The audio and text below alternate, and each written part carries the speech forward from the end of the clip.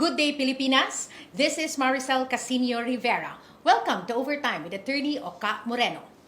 Today, let's talk about the shutdown of Rappler. And let's also talk about the Philippine Depository receipts. What are these? And its attributes. And is the shutdown of Rappler an attack to press freedom? Quite heavy. Let's talk about that. Attorney Oca Moreno, sir. Actually, it's not really complicated, no? There are what you call attributes of ownership. Whenever you own a thing, that ownership carries with it attributes. The right to use, to possess, the right to to the fruits, the right to the fruits, and the right to dispose. No, that's very basic in civil law. Now, this has to do with shares of stock. Let's limit the discussion to one share of stock. That share of stock is a share of stock represents ownership of of an interest in a corporation. A corporation has shares of stocks, and the owners of the shares of stocks are supposed to be the owners of the corporation. Okay, now a share of stock is represented by a certificate, no? So whoever owns the shares of stock is the owner of the corporation. Okay? Now, let's suppose that there are 100 shares of stocks. Okay? So if you own 100, then you wholly own the corporation. If you own 50 of those 100, then you own 50% of that corporation. Now, the Constitution says that mass media have to be wholly owned by Filipinos. So if a mass media corporation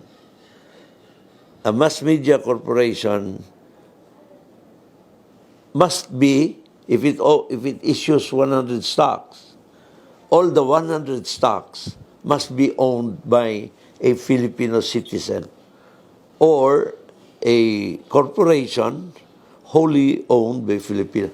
You know, there was a rule before when they would even apply in regard to nationality requirement.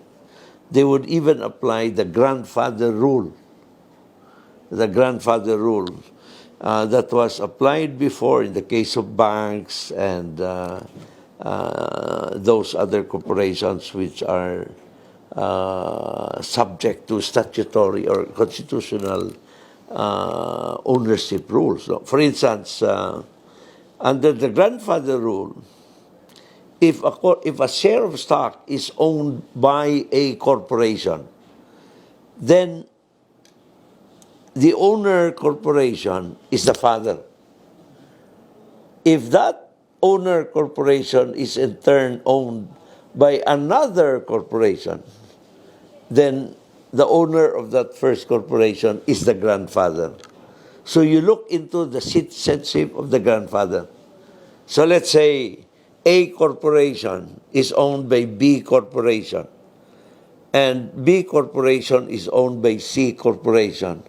So when the law says that A corporation has to be 100% owned by Filipinos, then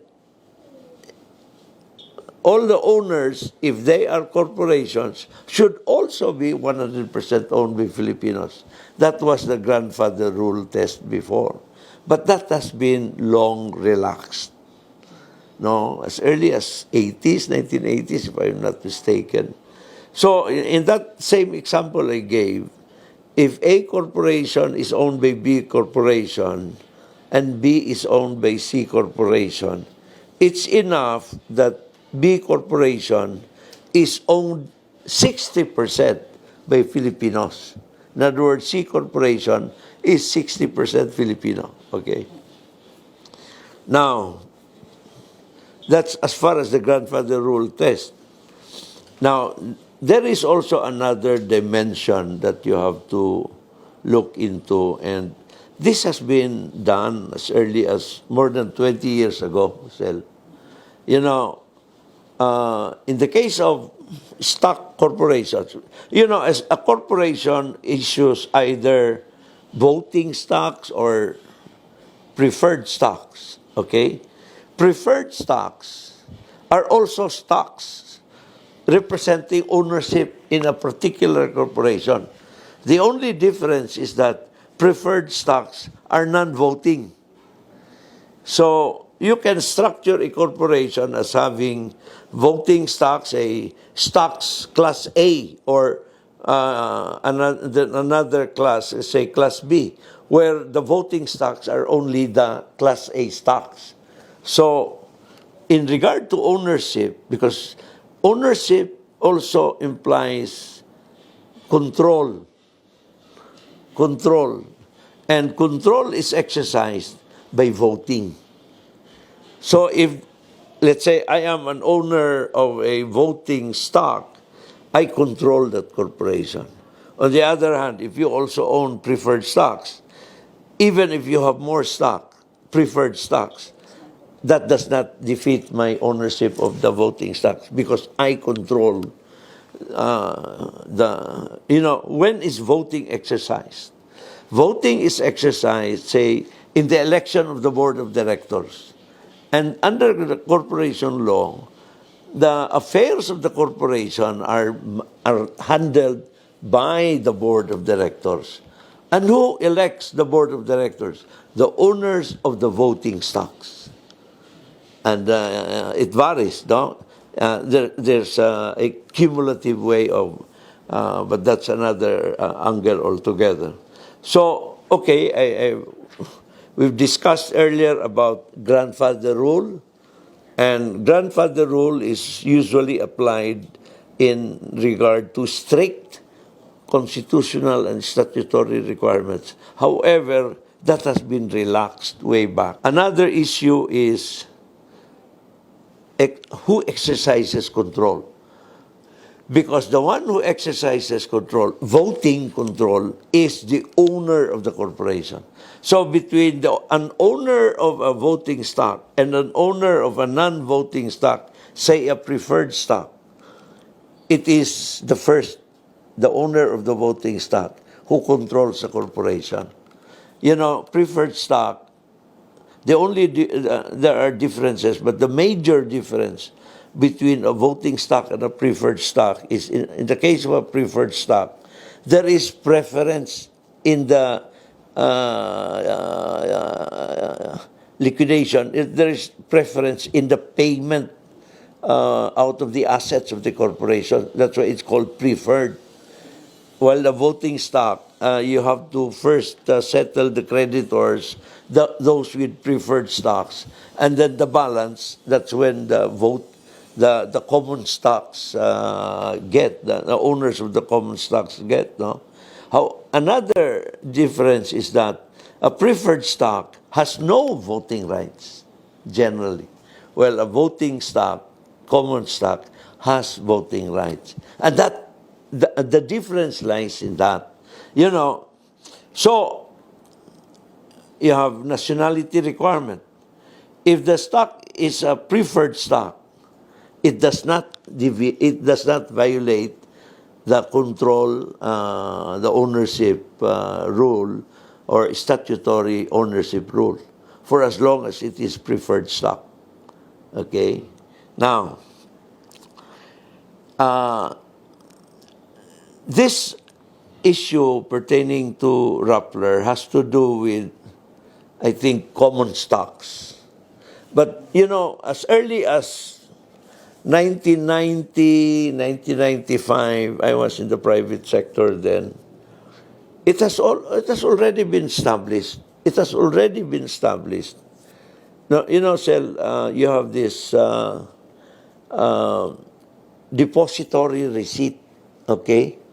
Now, this depository receipt can pertain to yeah, essentially a depository receipt represents an ownership, an undivided ownership in a whole that is held by a trustee. Okay? So a depository receipt can refer to, let's say you have 1,000 hollow blocks. Let's talk about tangible things like hollow blocks, no? Or 1,000 bags of cement. The bags of cement, let's say 1,000 bags of cement, are deposited in a trustee, and the trustee issues a depository receipt. There is in deposit with me 1,000 bags. Now, the owner of that depository receipt can issue participation certificates. No, I can issue participation certificate to somebody and tell him you have 20 of these 1,000 bags, and then I can issue another depository receipt to another person. You have 200 of these 1,000 bags, and so on and so forth. That arrangement refers to tangible things like 1,000 bags of cement. A depository receipt can also refer to shares of stocks. What happens is shares of stocks of a particular corporation or group of corporations are held by a trustee. Trustee is usually a bank. Okay? And then the trustee issues participation certificates. And then the participation certificates they become investment instruments for investors. So if an investor buys a depository receipt, that investor technically is an owner of the number of stocks mentioned in that depository receipt. But the shares of stocks are held by a trustee corporation. Okay, now, the difference in the case of Rappler is, the depository receipt pertains not to the ownership of the stocks. It pertains not to the ownership of the stocks. All of it, with all the attributes that the stocks carry, or that the ownership carries. But it pertains only to the ownership of the fruits of those stocks. The fruits of those stocks are essentially the dividends that are paid from time to time by the issuing corporation. So, a depository receipt pertaining to the dividends of the stocks that are held by a trustee merely represents an interest in the financial aspect of that ownership. But it does not pertain to the voting control of those stocks. So it is not an ownership in the way that the ownership is defined in the statutory nationality requirement. Okay? That's how the Rappler PDRs have been structured. Now, there are many ways. It's essentially a depository receipt. A depository receipt is an instrument evidencing ownership in a particular group of assets held by a trustee. You know, there are many forms of depository receipts. One is you have the global depository receipts. Global depository receipts are distributed worldwide. That's why they are called global. You also have American depository receipts. American depository receipts are issued in respect of American corporations and issued by American trustees. And the Philippine depository receipt pertains to Philippine shares of stocks. Now, the crux of the issue is, does the ownership of a PDR, a Philippine Depository Receipt, pertaining to a mass media corporation mean by itself as ownership in a mass media corporation to which that PDR represents or pertains? That is the question. The answer is yes, but only with regard to the financial fruits of that stock. But in regard to voting control, which is the main essence of ownership, it does not.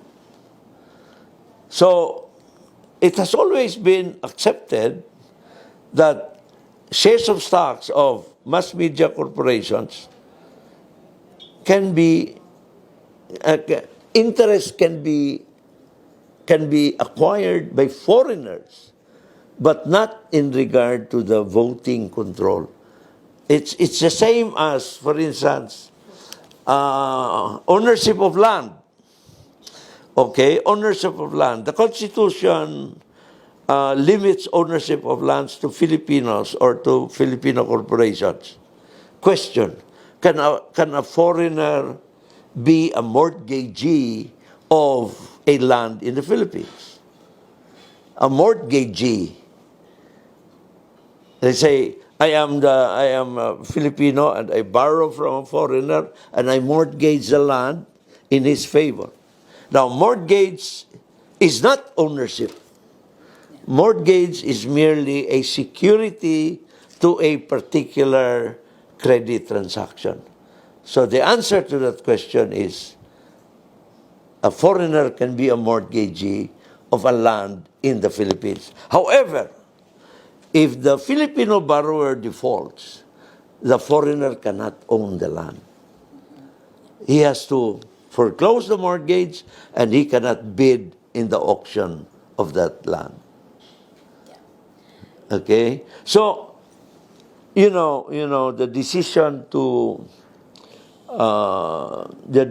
saying that the PDRs violate the constitutional and statutory requirements, I of course, with all due respect, I disagree.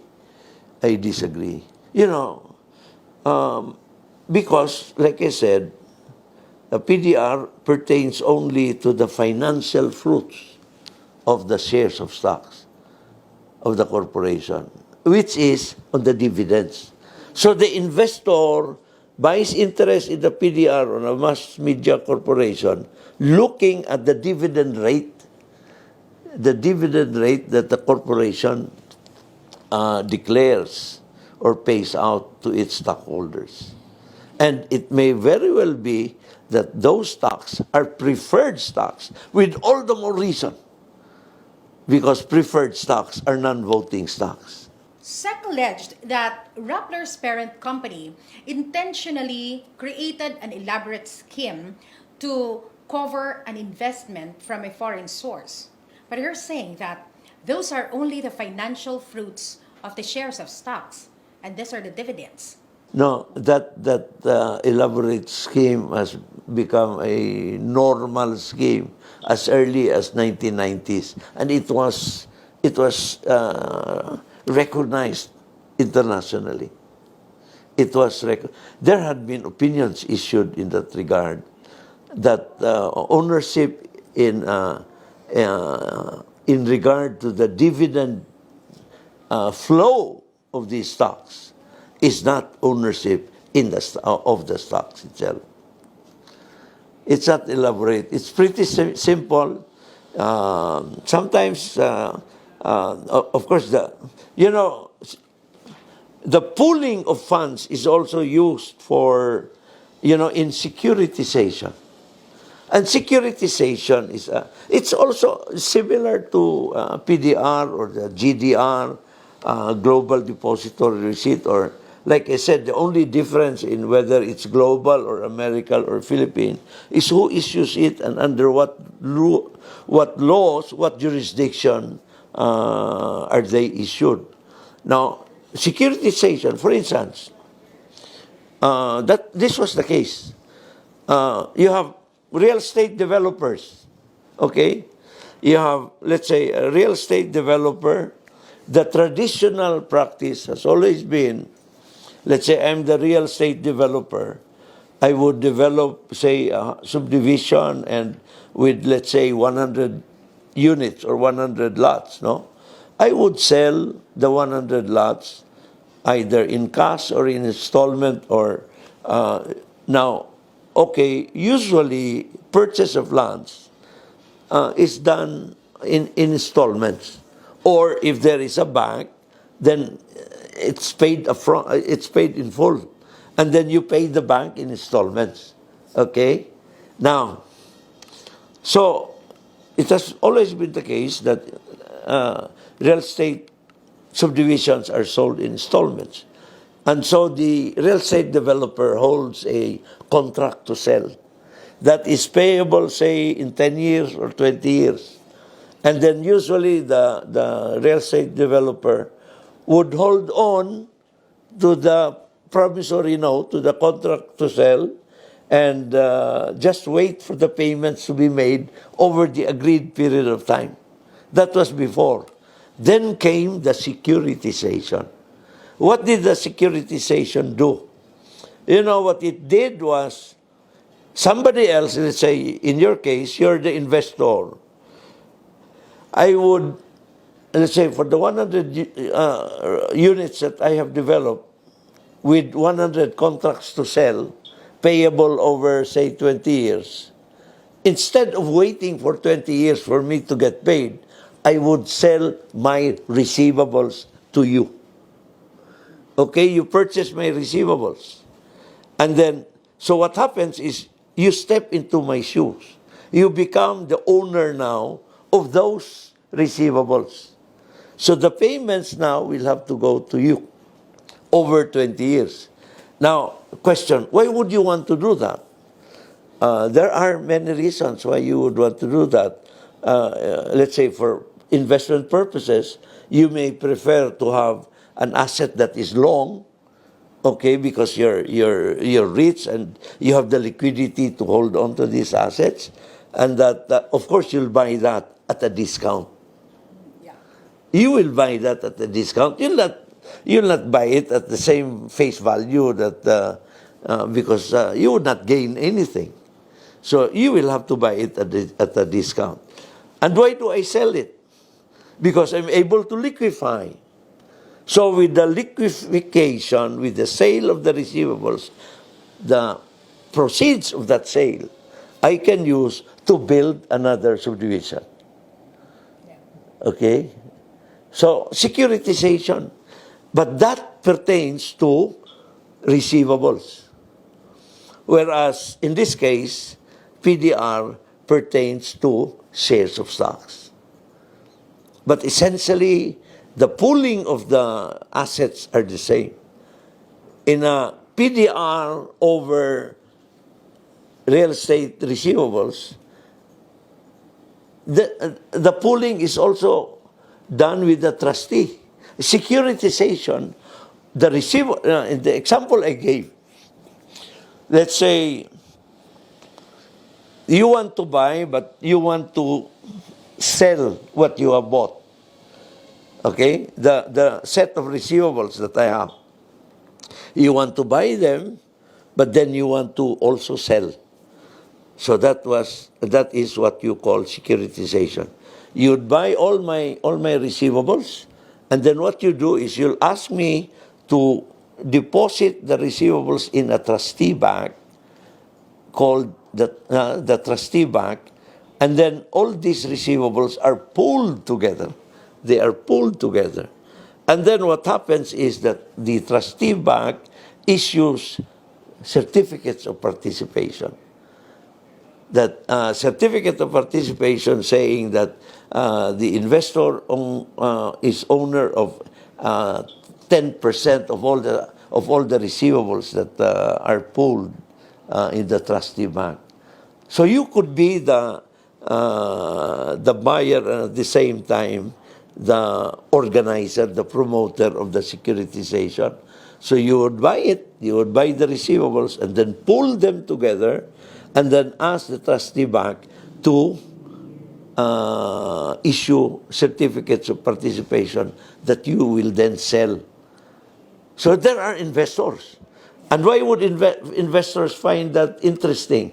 Because the price, you don't have to buy all of the receivables. You can buy only a portion of those receivables, which is essentially affordable.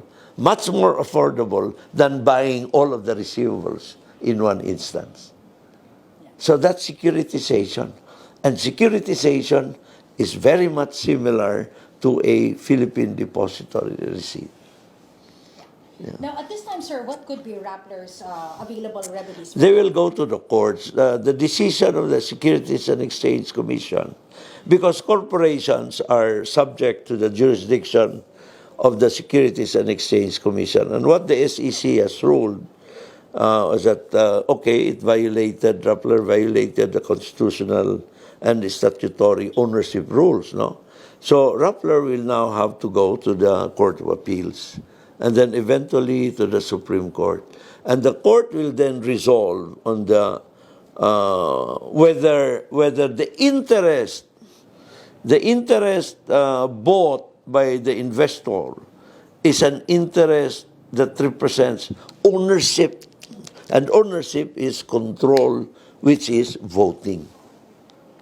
Now, of course, the certificate participation is structured in such a way that what is being bought is not the voting right, but rather the right to the dividend, which is one of the attributes of the ownership in shares of stocks.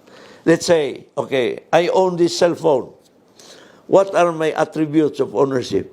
The right to use it, possess it, and the right to dispose it, the right to encumber it. I can sell it, but you know, the Rappler thing is, I'm not selling all of it. I'm only selling, let's say, for instance, the right to listen to, let's say, the right to make a phone call. So I can tell you, okay, sell. You can buy, you can make a call, but you can pay me whenever you make a call. You can, that is just one of the attributes of my ownership in this cell phone. Many things have been said about the Rappler issue. In fact, even the former U.S. Secretary of State Hillary Clinton said that this is a disservice to the Philippines. Do you think that this is an attack to press freedom, Attorney Oca? Of course, certainly. And it is clearly enshrined in the Constitution. Freedom of the press shall not be abridged. Press freedom. Freedom of speech. That is part of freedom of speech. Yeah. And, former United States Secretary of State Hillary Clinton also said in her tweet, no? She mentioned about it, and she said that the people of the Philippines deserve sources of news and information that will tell them the truth. And Rappler and tells the truth. Which is especially now. You have CNN, BBC, they're all over the country. No, they are also mass media. They are also mass media. And they are foreign established. But because of the magic of telecommunication, they can be seen, heard, enjoyed here in the Philippines. So that is a reality that you have to look into. Yeah. And so that's it. And I think this issue for it's going to take some time. Do you think this will still reach the Supreme Court? Yes. In the meantime, the decision of the Court of the Securities and Exchange Commission is not executory. So Rappler is not obligated to close down. Okay, the decision has been made, but that decision is still subject to appeal process. Rappler can now go to the Court of Appeals and eventually to the Supreme Court. It is only when the Supreme Court rules with finality that a particular issue is deemed judicially determined with finality. Yeah. So for now, they can still continue Of to course, operate yes, as a news yes. source. It's just I just am amazed with the timing of that decision, because that decision was issued right before the end of the term of the previous president. Yeah. No, I think November 29 or something. Yeah, just before the end. The decision of the SEC came before President Bongbong Marcos took his oath of office. June 28. Yeah. The other day. The timing. The timing. I'm just amazed with the timing. But I'm not saying anything more. I'm just amazed with the timing. Yeah. How are your hopes, sir, regarding the recognition of press freedom in the next administration? Well, of course, without press freedom, President BBM would not have been president. You think so? Of course, there was a popular uprising against the Marcoses 36 years ago in 1986. But because press freedom, the freedom of speech, are guaranteed by the Constitution, in the 1987 Constitution, and held and respected by the country, no, all these public speeches and public statements about the Marcoses, about the he would not have been. They would not have gone back, or they would not have been elected way back if the country had been without press freedom. Yeah. How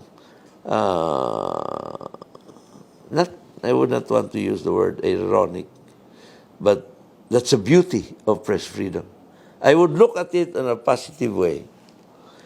In martial law, there was limited press freedom. Martial law was